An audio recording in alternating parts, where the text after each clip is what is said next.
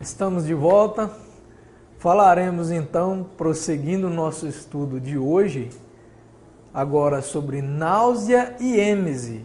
Êmese é vômito também, tá, gente? Eu usei a palavra êmese mais técnica para o vômito, mas saiba que é isso. Bom, o que é essa condição? Na verdade, náusea e vômito é considerado como sintomas, tá? E esses sintomas, ele tem uma causa multifatorial, ok? É claro que a pessoa que está com náusea e êmese, ela tem uma sensação predominante na região superior abdominal, ok? E, consequentemente, essa regurgitação total do conteúdo gástrico ou sensação de iminente regurgitação, né? A náusea é a sensação iminente, é o famoso e popularmente conhecido como estômago embrulhando, né? Isso é náusea. Êmese não, êmese é a regurgitação propriamente dita. Então veja o nosso quadro no slide, que a sensação que nós temos da náusea e vômito e êmese é apresentada ali, ó, é assinalada com esse tom creme, esse assinalado que eu fiz aí, ó, entre as regiões epigástrica e superior umbilical, tá bom? O que nós devemos saber sobre faixa etária acometida por náusea e êmese? Bom, isso é uma condição que qualquer indivíduo em qualquer idade pode apresentar, ok? Por diversas, como nós vimos, diversas causas, e isso pode acometer toda essa faixa etária, ok? Quais causas são essas? Primeiro, e não podemos jamais esquecer, a alimentação. A alimentação, o hábito alimentar do indivíduo pode gerar esse quadro de náusea nele. Outra coisa, gravidez, principalmente no primeiro trimestre da gestação, a mulher ela experimenta muito essa condição de náusea, de vômito, que é devido, fisiologicamente falando, à gestação nesse primeiro período. Ingestão de álcool também, resultante do próprio fenômeno de ressaca, né, do dia seguinte, né, da questão da toxicidade do estômago, toxicidade do álcool no trato gastrointestinal, tudo isso, da irritação que o álcool traz. Enxaqueca é uma etiologia. E o que é enxaqueca? Vocês se lembram quando eu falei sobre isso no primeiro dia, dei um exemplo? A enxaqueca é uma condição que acomete uma espécie de cefaleia no indivíduo, só que é devido ao quê? A dilatação de um vaso sanguíneo presente no sistema nervoso central, especificamente no encéfalo. Então essa pressão, essa dilatação do vaso sanguíneo produzirá uma pressão sobre o tecido nervoso ali localizado.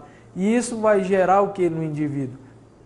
Dor de cabeça, a sensação de náusea também, vertigem, aura, dor com aura, que é uma espécie de peso, visão embaçada, essa dor na nuca, tudo isso associado, isso é a enxaqueca, não é uma cefaleia somente, que é uma dor localizada, né, na cabeça, nessa região parietal ou occipital, não, do crânio, não.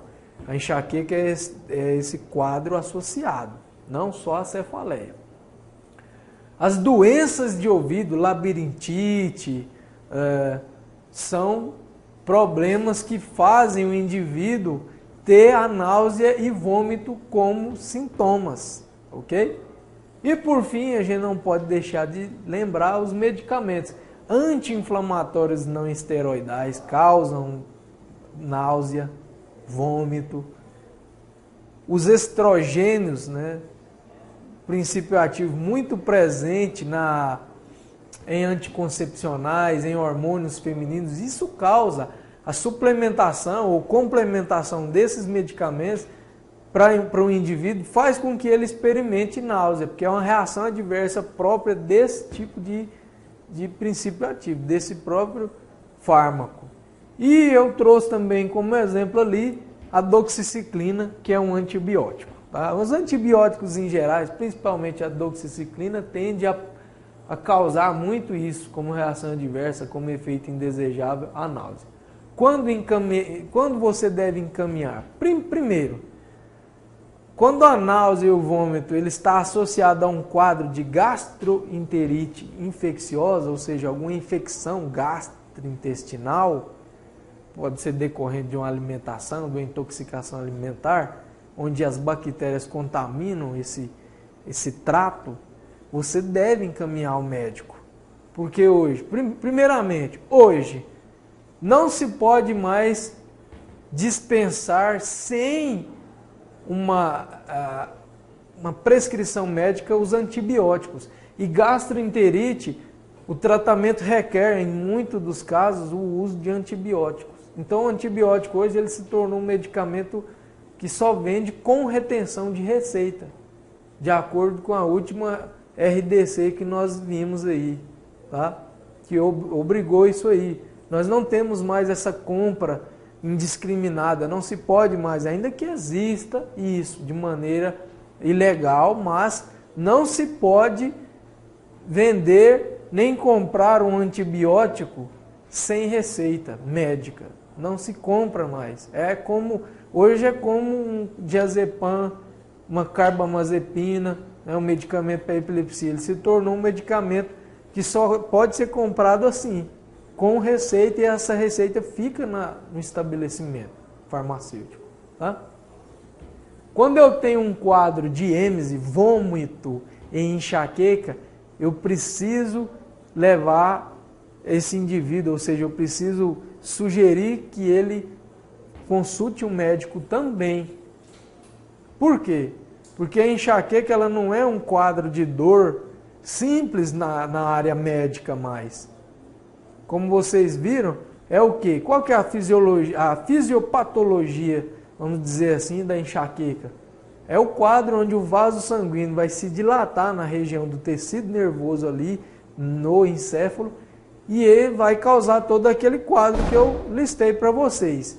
Só que lembrando, quando há uma dilatação, a consequência pode ser o rompimento desse vaso sanguíneo. E agora imagine, vamos pensar sobre o vaso sanguíneo rompendo, sofrendo essa ruptura no tecido nervoso localizado no sistema, lá no encéfalo, aliás. Você terá o quadro de acidente vascular encefálico. E isso é a justificativa para que nós encaminhemos o indivíduo ao médico quando ele apresentar vômito e enxaqueca. Tá? Vômito com sangue ou vômito com odor de fezes são condições gravíssimas. Sangue, relativamente grave, né? O sangue, como eu falei, pode ser algum problema em que existe a lesão da mucosa, por exemplo, do estômago ou do esôfago, ok? A questão de vômito com odor de fezes já é um quadro gravíssimo, porque pode me dar um indício de obstrução intestinal, de alguma obstrução no trânsito ou no tubo digestório. E aí a pessoa precisa ir ao médico. Existem casos onde há essa obstrução do trânsito intestinal, em que a pessoa vai sofrer uma ruptura, por exemplo, do intestino. O intestino se abre, se rompe, e aí vai causar um quadro infeccioso muito grave, que às vezes pode levar a óbito, se não for tomado uma medida, um socorro, uma urgência frente a esse quadro. Tá? Nos casos de tontura e vertigem associada ao vômito, isso é devido ao quê? Às doenças de ouvido. Então o indivíduo precisa, por exemplo, ir a um otorrino para fazer uma consulta, investigar.